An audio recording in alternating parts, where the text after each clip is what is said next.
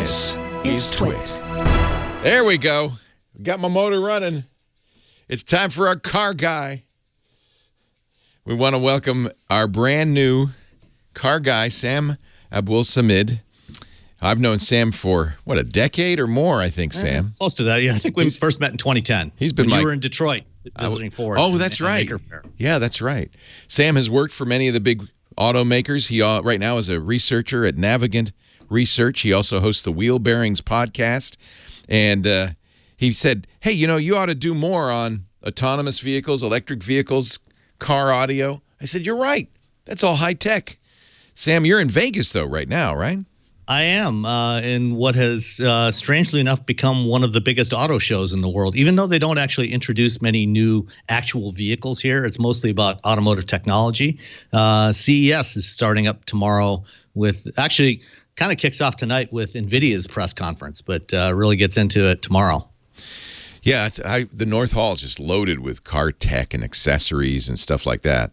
And the parking lots across the street from the convention center are where a whole bunch of companies are doing demos of their automated driving technologies and various other things. Nice. So you just got there, so there's really, and of course the show itself, the show floor doesn't open until Tuesday, so there's nothing much to report. Although, is there something you're looking forward to seeing there that will change our lives? Nothing that's going to change our lives like in the next 6 weeks or 6 months or probably even the next couple of years. That's called CES. Nothing comes out till the end of the year. Yeah. Eventually some of this stuff might actually make it into production and might be available to buy. But I just want to kind of touch a little bit on my first visit to CES was actually in 2008. I came out here, and that was actually when I had my very first ride in an autonomous vehicle. 2008. 2008, yeah. GM brought out the Chevy Tahoe that won the DARPA Urban Challenge. Yeah. And they were doing demo rides in the parking lot out here, the gold lot out in front of the convention center. And after my ride, I walked into the convention center and walked around the North Hall. And I was just totally overwhelmed because this place was full. It was packed with all the audio companies selling speakers and amplifiers. And it was all car audio equipment. And today when you go in there, it's completely different. It's companies like Aptiv and Delphi and Ford and Audi, companies that are building automated vehicles and building mapping systems and telematics technology. And, a lot of the stuff that they were showing here 11 years ago when I first came here is that market has really started to shrink because really, because you look at new cars today, you get into any car built in the last few years, and it used to be that they all had a head unit, an audio head unit that was in the dashboard that was a standard size, and it was usually what they call if the skinnier ones were called the DIN, a DIN standard, and then they had the double DIN, which was the same thing but twice the height. And you could pop those out, and you could pop in. You could go to Best Buy or Circuit City in those days, or any number of other stores, and buy replacement head units and put in a better stereo. And it would bolt right in. You just wire it up. It used to be a big business. There used to be a bunch of car audio companies up and down our main street here in town. They're all gone. Yeah, because when you look at a new car, look at your Tesla. You can't replace the audio system. Nothing I can do with that. That's the way it is. Most cars today, they have a built-in touch screen or a built-in screen in the dash, and there is no unit that you can replace.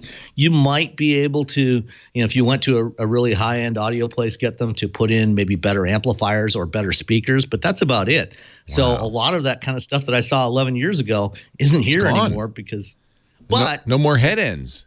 Yeah, but it is important to remember that the average age of cars on the road in the U.S. today is almost 12 years. Right. Which means there's still hundreds of there's still probably, upwards of 100 million cars on the road that can have audio systems replaced. Well, and I think a lot of people are looking to replace their head unit with Android Auto or Apple's CarPlay, right? Because they want that feature in there. Although, man, I hear nothing but problems with people who have both. I drive a lot of different cars as part of my job, and my wife's car has it's a Honda that has Android Auto and and does she like CarPlay capability. Yeah, she uses it all the time. She uses Android Auto. Okay. And I use it in all the cars that I drive. It made sense because you're going to get your phone updated far more frequently than you're going to get your car updated. Yeah, they both have limitations. I mean, the upside of it is, you can use your navigation if you like Apple Maps or Google Maps or Waze. You can use that. Yeah. You can stream your audio really easily from your device. Right. And it's so you can listen to your Spotify or your Pandora or Google Play Music or Apple Music. So that stuff works great, and listen to your podcast, and it's really easy to use. But if you have an older car, if it's one that doesn't have one of these really built-in systems where you can change the head unit, there are options to get that. So there are a bunch of aftermarket options from various companies like Pioneer and Alpine and Kenwood. And Sony actually makes a pretty decent one that they introduced. When these aftermarket ones first came out a couple of years ago, they were pretty expensive. The first Pioneers started at about $700 and went to $1,200, and frankly, they didn't have very good screens on them compared to the ones that were built into your car. But now they have much better screens. Sony's got a unit that's I think about $350 or $400, and it has a really nice screen in it. So if you want to add that capability to your car, you can do that fairly easily. Instead of buying a whole new car, which is a pretty expensive proposition. Yeah. Speaking of playing your audio from your phone, you were listening to Ryan when he called a few minutes ago. And you had the same issue with your Chromecast audio. You said there are a couple of programs that will do this besides Google's Home app. Yeah, most of the Chromecast-enabled apps that are out there don't actually they can't play local content. Yeah, they stream from a server. So if you're using Google Play Music, it'll stream from Google Play's servers. But there are a couple of apps that'll work for local content. One is called Localcast, which is one that I use. There's a free version that has ads in it, and you can also get a paid version for about $3 or $4, I think, and gets rid of the ads. And it'll play his high-quality 96 kilohertz audio from his phone. I believe so. I can't guarantee it'll do the high quality stuff, but I'm pretty sure it will. But it will definitely play content directly from your phone, and it'll also play from if you have a server in your home, you can play it from there. So if you've just got a shared drive on one of your computers or a Plex server, it'll work from that. And then, of course, there's also Plex, but that does require you to set up a Plex server on one of your computers. So you wouldn't be playing from your phone; you'd be playing from your computer that had the Plex server on it. Right, but it is coming locally on your local network. Yeah. So it's not coming from somebody else's server; it's coming from yours. Ryan, I hope you're still listening. We'll put it in the show notes at techguylabs.com. So going forward, Sam's going to join us every week. You want to talk about? I'm hoping you'll talk about autonomous vehicles, although I know that's a ways out. Well, maybe not. I don't know. But there's lots to talk about there. I mean, Waymo a few weeks ago in Arizona started they launched Waymo One, which is technically their first commercial service.